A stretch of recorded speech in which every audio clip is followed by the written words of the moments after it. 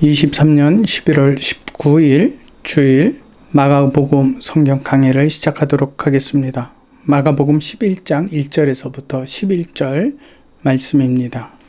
오늘 같이 나눌 본문의 내용은 제목은 예수님께서 나귀 새끼를 등장하게 하신 이유라는 제목으로 말씀을 생각하도록 하겠습니다. 첫째, 그 내용을 살펴봅니다.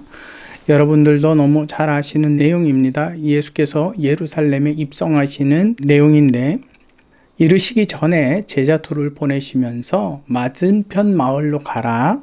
거기 가면 나귀 새끼가 매여 있는 것을 볼 테니 그것을 끌고 내게로 오라고 말씀하십니다. 이때 나귀의 주인이 왜 그것을 하느냐라고 묻거든 주가 쓰시겠다라고 대답하면 된다 라고 말씀하셨습니다. 이 제자 둘은 그 말씀대로 그 나귀를 찾으러 갔고 또 예수님의 말씀대로 그것이 이루어짐을 직접 경험하게 됩니다. 근데 예루살렘에 입성하실 때 많은 사람들은 나뭇가지와 겉옷을 펴며 호산나 찬송하리로다 주의 이름으로 오시는 이여 라고 예수님을 환영합니다. 예수께서 예루살렘에 이르러 성전에 들어가사 모든 것을 둘러보시고 때가 이미 저물매 12제자를 데리시고 다시 베다니로 가셨다라는 기록입니다. 마태복음에서는 조금 다르게 기록을 합니다. 마태복음에서는 나귀와 나귀 새끼가 같이 매여 있는 것을 기록을 하고 있습니다. 그러면서 거기에는 이는 마태복음 21장 5절에 보면 시온 딸에게 이르기를 내 왕이 내게 임하나니 그는 겸손하여 나귀 곧 멍에 매는 짐승의 새끼를 탔도다 하라 하였느니다 라는 구약 성경의 인용 말씀을 기록하고 있습니다. 그리고 누가복음에서는 덧붙여진 내용이 있습니다. 예수께서 예루살렘 성을 입성하실 때 많은 이들이 다윗의 자손으로 환송을 하고 소리를 칩니다. 이때 바리새인들이 제자들을 가리키며 이야기합니다. 저들을 좀 책망하소서, 조용히 좀 하라고 책망하소서라고 했을 때 예수께서 그 바리새인들을 보고 말씀하실 때 이 사람들이 침묵하면 돌들이 소리 지르리라 하신 내용이 기록이 되어 있습니다. 또 요한복음에는 이와 같은 내용이 덧붙여 있습니다. 예수께서 이 나귀를 타고 가신 이유에 대해서 제자들은 잘 이해를 못했습니다. 뿐만 아니라 주변에 있는 많은 사람들, 대부분의 사람들도 이것을 이해하지 못했을 것입니다. 다만 예수께서 영광을 받으신 후에 제자들이 영광을 받으신 후에 승천하신 후에 성령 하나님의 임재를 경험하게 되지요. 그때 그 성령 하나님께서 그 일은 어떤 일을 이루기 위한 하나님의 뜻이었음을 그들로 제자들로 하여금 깨닫게 하십니다. 그때야 비로소 제자들이 그것을 깨달았다라는 말씀을 덧붙이고 있습니다. 그리고 그 예루살렘에 모여있던 사람들이 왜 그렇게 예수님의 그 예루살렘 입성에 대하여서 환호하느냐? 그들이 그 예수님께서 죽은 나사로를 살리신 사건을 그들이 보고 또 기억하고 있었던 그들이 예수님을 환호했다라고 기록을 하고 있습니다. 그럼 아까 마가복음에 기록이 되어져 있는 시온의 딸에 관한 구약 성경을 보겠습니다. 스가랴서 9장 9절에 있는 말씀을 그대로 옮겨 놓은 것입니다. 시온의 딸아 크게 기뻐할지어다 예루살렘에 따라 즐거이 부를지어다 보라 내 왕이 내게 임하시나니 그는 공의로우시며 구원을 베푸시며 겸손하여서 나귀를 타시나니 나귀의 작은 것 곧 나귀 새끼니라. 내용 분석을 우리 한번 좀 해야 합니다. 첫 번째로 나귀를 끌고 오라고 말씀하신 이유가 뭐냐라는 겁니다. 나귀가 그렇게 예수님의 예루살렘 입성에 중요한 역할을 하는 것이냐라는 거지요. 자, 마태복음 21장 4절에 보면 이는 선지자를 통하여 하신 말씀을 이루려 하심이라. 이루려 하심이라. 그것은 예수님의 의지적인 어떤 노력을 표현하고 있는 것입니다. 성경에는 많은 내용들이 이와 같이 기록이 되어 있습니다. 즉 하나님의 뜻을 이루는 이 땅에서 이루는 일들에 대하여서 많은 기록이 있지만 그 중에서 마태복음 1장 20절에서 23절 요셉에 관한 이야기를 먼저 나누도록 하겠습니다. 그 말씀을 읽습니다. 이 일을 생각할 때에 갑자기 약혼한 마리아가 잉태하였다라는 소식을 듣고 요셉이 이걸 어찌해야 할까 하고 이를 가만히 끝맺으려고 합니다. 그때에 주의 사자가 현몽하여 이르되 다윗의 자손 요셉아 네 아내 마리아 데려오기를 무서워하지 말라. 그에게 잉태된 자는 성령으로 된 것이라 아들을 낳으리니 이름을 예수라 하라. 이는 그가 자기 백성을 그들의 죄에서 구원할 자이심이니라. 이 모든 일이 된 것은 즉 마리아가 성령으로 잉태된 이 모든 일들은 주께서 선지자로 하신 말씀을 이루려 하심이라. 이사야서에 있는 말씀 있죠.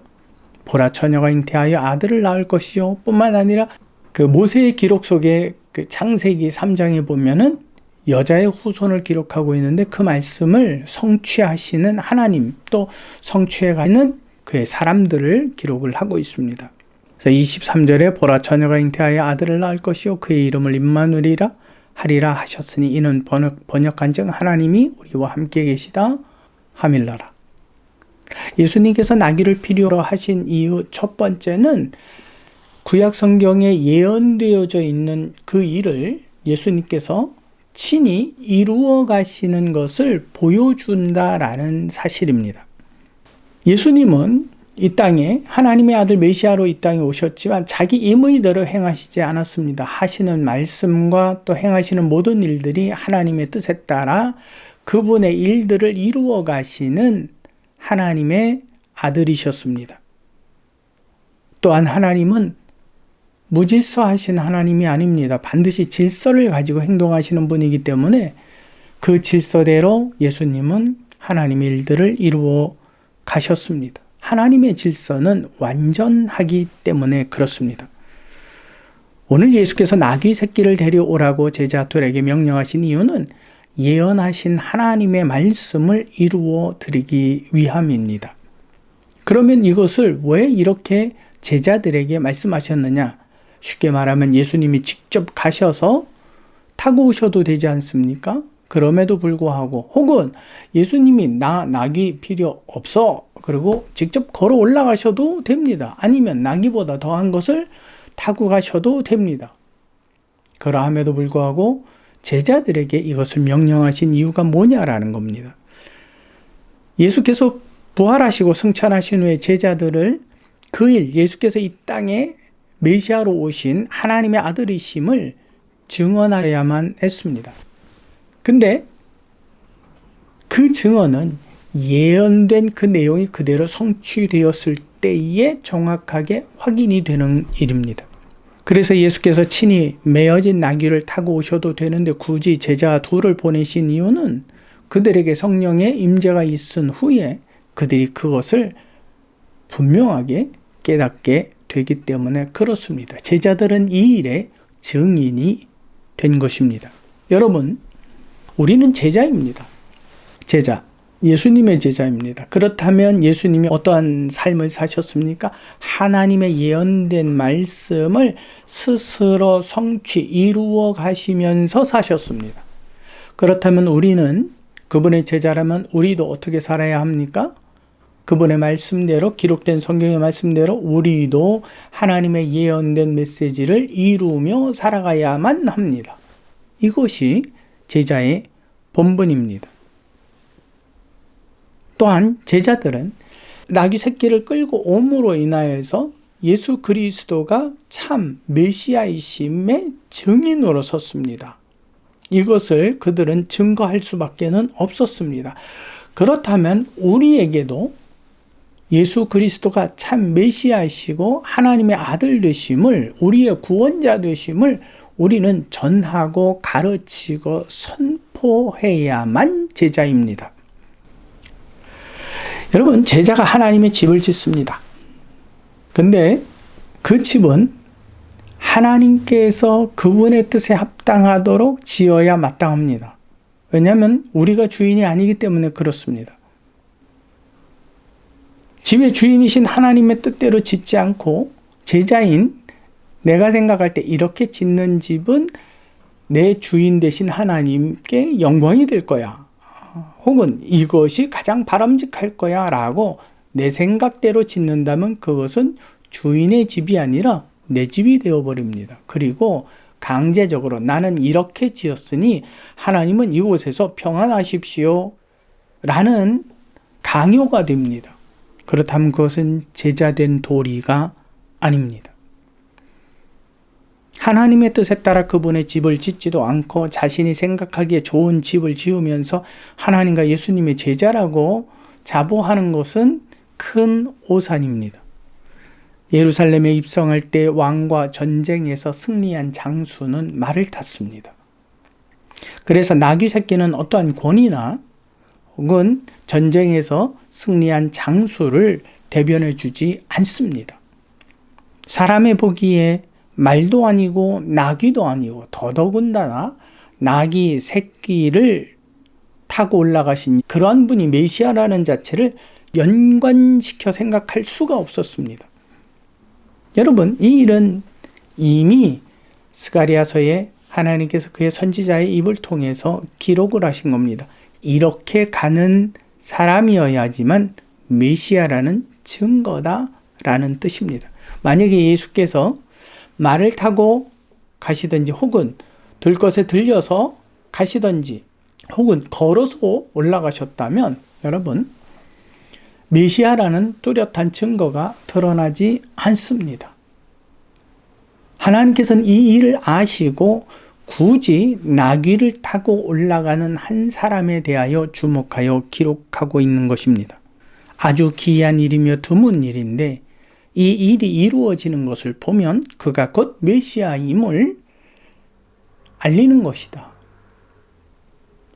그래서 예수께서는 굳이 아무도 타보지 않은 나귀 새끼를 끌어오라고 말씀하셨고 이 말씀대로 그 나귀 새끼를 타고 올라가시며 본인이 하나님께서 보내시는 참 메시아이심을 증거하고 계신 겁니다.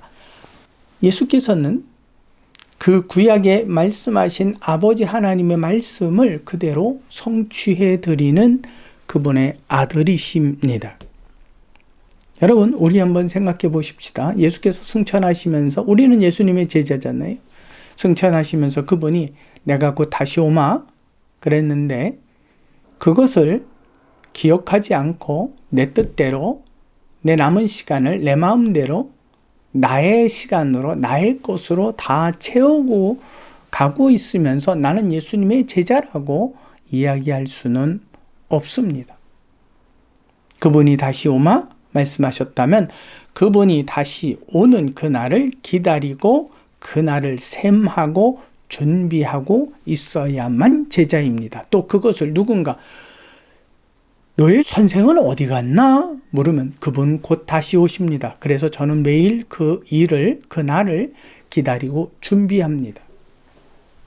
여러분, 이것이 제자입니다. 이제 세 번째로 우리가 생각해야 될 일이 있습니다. 제자들의 순종입니다. 예수님의 말씀을 듣고 가서 매여있는 나귀 새끼를 찾는 그들의 순종은 여러분 아무나 할 수 있는 일은 결코 아닙니다. 어쩌면 예수께서는 그들의 이 순종함을 보시고 제자로 부르셨다라고 생각할 수 있습니다. 여러분, 제자들은 바리새인들만큼 성경에 대한 지식이 없었을 것입니다. 그러나 순종에는 그들보다 앞선다는 사실을 예수께서는 아셨다고 해야만 합니다. 여러분, 순종하지 않는 제자는 제자라고 볼 수 없습니다. 그래서 가룟 유다는 그 제자의 반열에서 빠지고 마띠아라는 다른 제자가 그 자리를 채우게 되는 것을 사도행전을 통해서 우리는 확인할 수 있습니다. 이제 결론입니다. 예수께서는 하나님께서 이미 그의 예언자들을 통해 말씀하신 내용을 이루어 드리는 삶을 사셨습니다. 그래서 반드시 나귀 새끼는 예수님의 일대에 등장을 해야만 합니다. 충분히 그분이 걸어 올라가지 못할 곳이기 때문에 나귀를 타신 게 아니라 이 일을 이루어 드리기 위해 그분은 일부러 반드시 그 나귀 새끼를 등장시키며 타신 겁니다. 메시아이시기 때문에 마음대로 생활하지 않으셨습니다. 오직 하나님의 뜻대로 행동하시며 움직이셨습니다. 여러분, 우리도 그와 같아야 할 것입니다. 성경에 기록된 그 말씀의 바른 의미를 깨닫고 순종해야만 할 것입니다. 바울은 1차 전도 여행을 끝나고 2차 전도 여행을 시작하기 전에 아시아를 꿈꿨습니다. 그리고 아시아를 향해 출발을 합니다. 근데 하나님의 영이 막았고 또 다른 곳에 가서 아시아의 길을 열려고 했더니 이제는 예수의 영이 막았습니다. 그때 그는 고민합니다. 그때 마게도니아 사람 하나가 바울의 꿈에 등장하면서 이쪽으로 건너오라고 손짓을 했을 때 바울은 깨자마자 하나님께서 이 길로 나를 부르심인 줄 알고 출발합니다. 순종입니다. 유럽은 생각해보지 않았을 것입니다. 왜? 등장하지 않았기 때문에. 그러나 그 초행길마저도 하나님께서 부르시는 그 부름에 대하여 바울은 순종함을 보이고 있습니다. 그래서 자신을 친히 그리스도의 제자여 또 종으로 비유하기를 주저하지 않았습니다. 예수께서도 그 순종함을 보이셨듯이 우리도 그분의 제자로서 그분의 말씀 또 그분의 어떤 삶을 따라 제자가 되어야만 합니다. 오늘은 주일입니다. 여러분들은 예배는 누구를 위한 예배며 누구에게 순종하는 예배입니까? 예배에 출석하는 일이 여러분 순종이 아닙니다. 이거 여러분들 분명히 기억해야만 합니다. 예수님의 비유의 말씀 가운데서도 큰아들을 보고 밭에 나가서 일을 하라 그랬더니 예 알겠습니다. 그리고 가지 않았습니다. 둘째 아들에게 가서 일을 하라 그래도 싫어요. 그러더니 나중에 갔습니다. 예수님의 이 비유에서 묻는 물음이 있습니다. 누가 순종한 자냐? 여러분 예배 출석 그 자체를 우리는 순종으로 자꾸 얽어맵니다. 그거는 순종이 아닙니다. 당연한 일입니다. 그렇다면 우리는 그 예배 가운데 왜 내가 있어야만 하는지 그 의미를 분명히 알고 참석하는 일이 순종입니다. 예배는 하나님께서 초청한 사람들이 그분의 말씀을 듣고 그분께 예를 갖추어 절을 하는 시간이 예배입니다. 거기에는 그 참석자의 기쁨이 없습니다. 오로지 누구의 뜻만 존재합니까? 하나님의 뜻과 그 뜻에 대한 나의 동의가 예배라는 사실입니다. 그분의 손에 입맞추며 권위에 복종할 것을 확인하는 자리가 예배입니다. 오늘 주일 여러분들의 예배가 참으로 예수 그리스도께서 이 땅에서 하나님의 말씀을 이루시며 사셨던 것처럼 이제 다시 오실 예수님의 예언의 말씀을 믿고 준비하고 또한 그 예언의 말씀을 이루어 드리는 제자가 되는, 그래서 땅끝까지 이르러 정의 되라고 하신 그 말씀에 순종하는 그러한 참 제자가 되시기를 소망합니다. 성경의 예언은 예수 그리스도의 탄생과 온 세상의 심판에 관하여 기록하고 있습니다. 그렇다면 우리는 다시 오실 예수 그리스도를 준비하고 예비하는 이 땅에 또 한 사람의 세례 요한이 되어야 할 것입니다. 여러분들이 이처럼 하나님의 예언의 말씀을 완성하며 한 걸음씩 한 걸음씩 하나님께로 더욱 가까이 가는 귀한 믿음의 성도가 되시기를, 그저 단순히 교회 가는 즐거움으로 기뻐하지 않고 그분의 말씀을 마음에 두고 무거운 발걸음이지만 예배 가운데에 하나님이 내가 너와 함께하마 함께 가자라는 그 메시지를 듣고 발걸음이 가볍게 세상을 향하여 힘차게 뻗어나가는 그러한 주일의 예배가 되시기를 진심으로 소망합니다.